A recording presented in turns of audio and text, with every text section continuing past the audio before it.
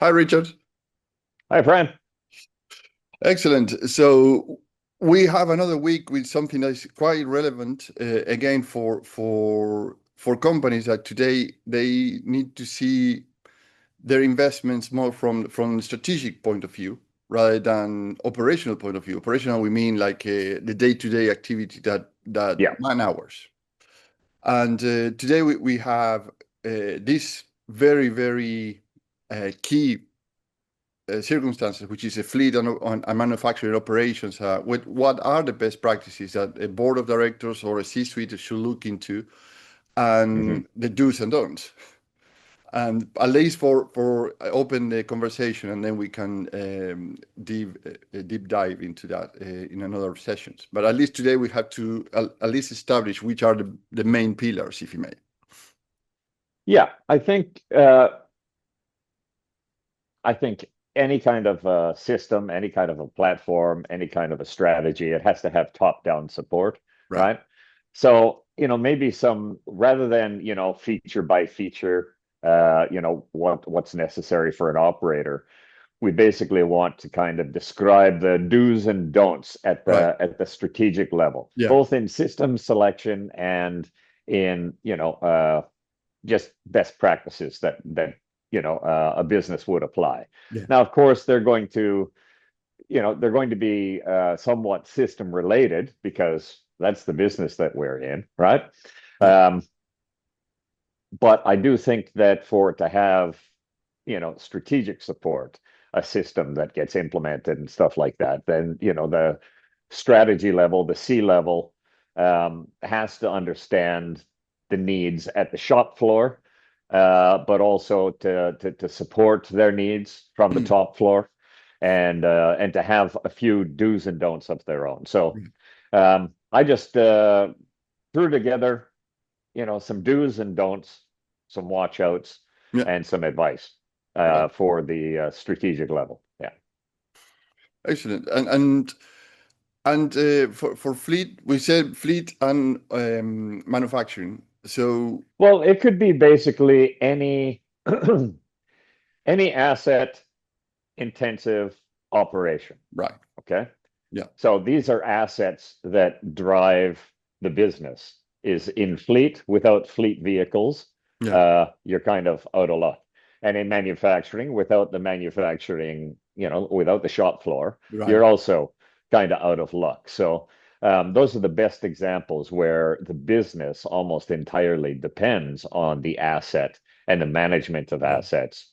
And they're also both uh, they have a heavy note of compliance and health and safety and that kind of thing related to them. Yeah. Right. So I So, choose those two. They're the easiest to identify. Yeah. so what would be the so then if what would be the first thing that actually a management team or a C-suite will look into, say, okay, so we will go into mainly operations from the strategic point of view. So we go mainly into operations, so we look into governance, risk, and compliance. So actually, which will be the first Well, thing to I do? believe that they're combined. All right. Let's first off address that. Yeah. Okay. You can't ignore one and just focus on the other. You have to be looking at both of them as a single body of work. Um, but there are certain things that should be expected. It depends on who's doing the system selection, of course. It should not be left up to the IT department. It should be left up to your C-suite and your operations Yeah. management on what tools to select. Why don't we just get started with a list of do's that I could Yeah. Yeah. recommend? Sure. Number one, across both of those kinds of operations, is to implement proactive condition-based maintenance. Right. A lot of people refer to it as preventive maintenance Yeah. or planned maintenance, right? Um, it's very easy. Do any research. Proactive maintenance is less costly than reactive maintenance. Yeah. Waiting, waiting for things to fail before you fix them is far more expensive. Just think about an engine. You can either do an oil change or wait for your engine uh, to blow up. Yeah. Which one do you think is going to be less costly, right? Yeah. So, but in that regard, you want to insist on your team. having the capabilities and the approach to use real-time meters and preventive triggers, to reduce downtime, to improve reliability, and to control maintenance costs in manufacturing and in fleet or in building operation or in property management, etc. So however they do it, you want to implement proactive condition-based maintenance, right? The second do relates to the question that you posed, right? You do want to unify governance, risk, and compliance, which is an umbrella for ESG, right? And your compliance to whatever frameworks are of greatest concern to you in one system. That's a do, right? You want to connect the risks, the controls, the auditing, the metrics in a single platform linked to operations to ensure traceability and to streamline assurance. Right. That's a definite do. Which seems to be most of the time a big challenge because or is a download, upload data from one system to the other. Right Spreadsheets. Now, it's a very high bar to say that as a do. Okay, but we'll address that in a minute. Okay, just let's assume that's a best practice. That you should insist on that they should be connected. Okay, in real time, right? Then there's also performance, which is different than compliance, right? Those are not the same thing. You can be entirely compliant and have terrible performance. Right. You could be performing really, really well, but have terrible compliance challenges, right?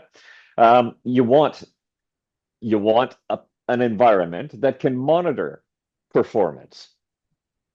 Things like emissions could be called a performance metric, or fuel consumption, right? GHG output, idle time, downtime, driver behavior, output from manufacturing, right? Scheduled downtime versus unscheduled downtime. The whole, there's KPIs associated with that, especially in manufacturing, right? Overall equipment effectiveness is a fairly complex calculation that requires understanding planned versus unplanned, good units produced versus bad units produced.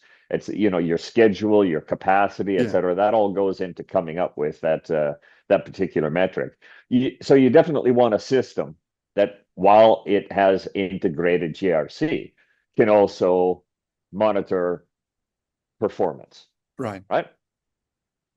You want both, basically, in order to meet any kind of performance or sustainability targets, right?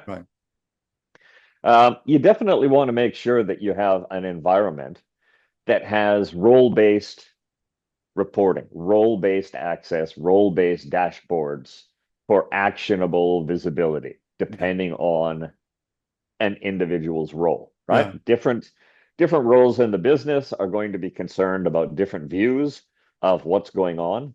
And you definitely want to have an environment where, the shop floor has one dashboard and the C-suite has another dashboard, right? And they should be linked to the same data. You should be able to drill into them and identify issues and trace them, right? And what would be an associated don't? Or probably it's implied already in what you mentioned, but actually, just to make it very clear that don't do this. Or if you're doing it, just look into it now. Well, I have a number of additional do's before we get into my don'ts list. But if you'd like to switch over to the don'ts, I'm happy to do that right now. No, I'm just thinking, because actually this is a do, but what is a don't associated to it? If you say, if you pair with them. Okay. I don't think I have a direct don't associated to role-based dashboards, aside from the fact that depending on spreadsheets, for understanding performance and compliance is a don't. Right. That's a mistake that you would be making. That is not sustainable. It is very difficult. That's the don'ts that I would associate with do. have, role-based dashboards, that kind Yeah. of stuff, right? Right. Okay. Just a few quick more do's Yeah. on my list, and then we'll get into my don'ts. Right. They're not all one for one. Okay. Okay. Understood. Um, I would definitely recommend managing assets, whatever they are, across their full life cycle.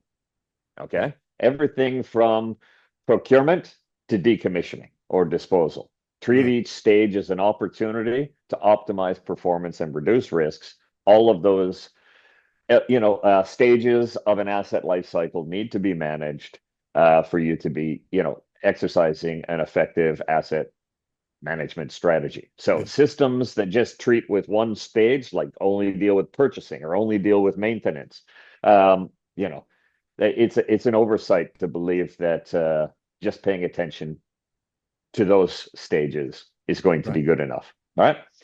Um, I highly recommend digitizing inspections, work orders, and compliance-based tasks and health and safety related, uh, procedures. All that should be digitized, right? It should be Yeah. template-based. It should be mobile friendly, um, and it should leave a auditable trail behind it. There should be Yeah. records that are generated. Yep. Yeah. And I'll give one last do before we move on to the don'ts, right? Sure. Do treat GRC or ESG and compliance as technology first challenges. Now, that might be a little controversial, right? Yeah. But I believe that, like accounting, those functions require structured systems, not Right. spreadsheets and manual labor. Right. To scale and be compliant, to deal with it effectively and efficiently, you have to start thinking of ESG, SRS, any kind of governance, risk, and compliance frameworks, ISO, etc. We could just name a whole list of acronyms. Yeah. Those need to be in a system linked to operational execution data Yeah. as a technology solution first. Right. Then you start worrying about the specific content and setting your strategy and tracing it and do the reporting. Right. Right now, it's like the 1970s for accounting, is that people are running around solving things with, spreadsheets, manual labor, consulting, and expertise, Yeah. and it's very, very expensive. I believe that at the C-suite, the first thing that they should understand is that is a technology problem first. Right. It is a man-hour problem second. Right. So it's okay. So I like the example of the 70s accounting thing because it used to be the accounting team, or sorry, the accounting office in many places where you have many bookkeepers and ledger administrators and Yeah, all and a whole handwritten. office. Yeah, And then technology started to replace that. It's not actually we are replacing people. It's actually it requires the structure and the capacity to interact with so many variables yeah. and bring all that together faster.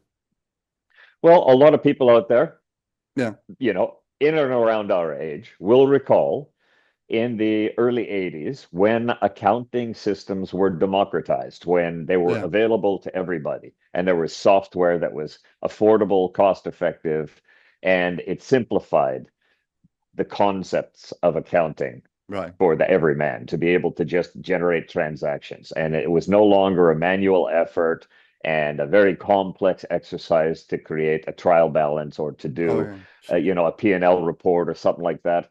Prior to that, it was all manual effort. It was a problem, right? yeah, It needed to be a technology solution first, and then it became, solving accounting issues. But right. let's solve what we can solve with technology first, Yeah, right? yeah, And I don't believe that ESG and compliance and all that kind of stuff is a man-hour problem right now, right? It's not a documentation issue.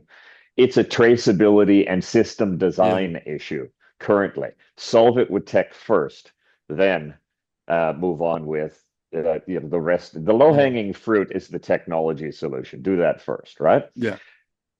So I believe that that is the first don't treat compliance as a man-hour or spreadsheet Right. problem.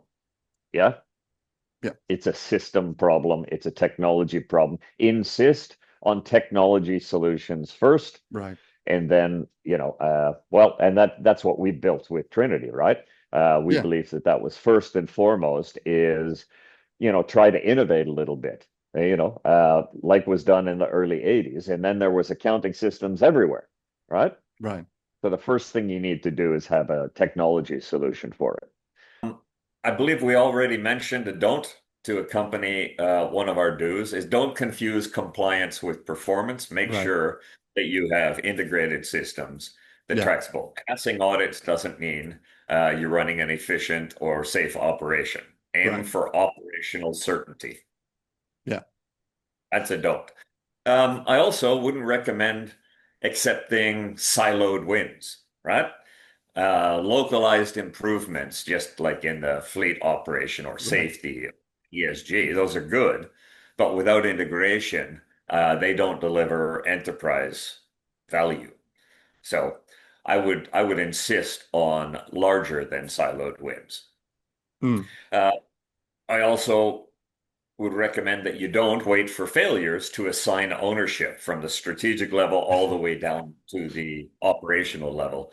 I believe that risks and assets and metrics and controls all need named owners, Yeah. not Yeah. shared responsibility across a whole team with no accountability. Yeah. I would also say don't let software dictate strategy. Right. I do believe that you should use systems and to adapt to your business and to your business model, not the other way around. Yeah. Strategy comes first. Your business operation comes first. The system should adapt, not the other way around. Yeah.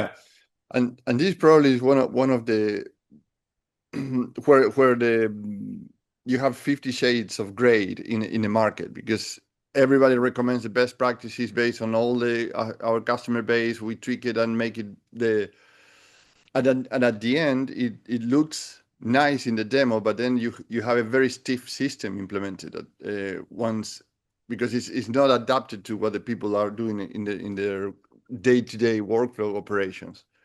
Um, and it's a kind of a cookie cutter solution that actually is it look good. I think that many times the difficult to make a decision goes to that because it's so close one to the other that actually which one is the right one for us because you see the difference between these are all the systems that are very similar, features up, features down, pretty much the same, and Yeah. this is us. So how it's like a round peg with a square hole. Yeah, I couldn't agree more, Fran. I think what's important, and this brings up a question that we kind of addressed this in a previous session, Yeah, and that was, two complexities, implementation and change management. right. The software needs to be designed to make those two things effective, cost effective, time effective, Yeah, etc. Right? And that's because, if somebody says, well, this is the way, the purchasing works, the number one question that should be asked is, yeah, but what's it going to cost us to change that? yeah, Right? If that's not the way that we do it, you know, what's it going to cost to adapt to my business model? What's it right. going to cost to change it? And what's it going to cost to change our mind or evolve it in the future? Yeah, Right? yeah, And that's going to lead to some interesting responses from the various, service providers out yeah, there, right? So I would highly recommend that something that's capable of easily and rapidly adapting to your business model yeah, is important when it comes to system selection. Yeah. yeah. Excellent. And what's another don't in terms of C-suite and board of directors in terms of systems and technology? Don't delay adopting a system first foundation for compliance. All right. Every year you put it off, increases the manual burden, right? It increases the compliance risk and it increases the long-term cost. Yeah. So, Because that's a very interesting point, because things are evolving in the market, particularly in Europe and UK. Now they are outside the European Union, but they still have very, very like the EPR now, which is in terms of the traceability of waste, or the packaging materials, which is a very, very interesting dynamic that is happening now in the market, because actually it's another is perceived as, oh, we have another one to comply with, as the things evolve and change, if they don't have a system to track that evolution, they need people to track it in-house, and it's very, very complex documentation to follow up, and all the updates and the patches that they do, or the extensions, or no exceptions, etc. So that requires a complexity and expertise that is quite expensive. That, exactly as you say at the beginning, man hours compared to a system that can monitor all that automatically, and then don't waste your time in admin, and put that time in performance and productivity. yeah, it's exactly what we were talking about, is that Mm. GRC, look, that is just another GRC framework, Yeah, right? It's yeah, governance, risk, and compliance, it's reporting, it's mandated, it's required, et cetera, et cetera. It all stems from operational data, and yet if the two are not connected, you've got a lot of fun ahead of you yeah, in manually generating the reports. yeah, And right now, a lot of people are focusing on, all right, what are the man hours required to convert what data I already have yeah, into appropriate data for that reporting standard, right? yeah. I would suggest look at it first as a technology problem. Right, If right. your technology has no solution, you've got, you need to insist on an evolved uh, technology, Yeah, right? An evolved system that's already thinking about the GRC requirements of your operational execution, yeah, that has them integrated. Look, not absolutely everything, like policies and stuff like that, can be tracked based on operational execution, yeah, right? But the fact is that most of the activity that goes on in the business, where they need that kind of compliance reporting, it's day-to-day activity. Manually converting it is just onerous. yeah. And companies should insist on technology solutions to what is first and foremost a technology problem. Right. Yeah. So if we need to wrap up this with a big one, do this, one, don't do this, which will be each one of those? Well, I think I've already made my feelings fairly clear on Yeah. that.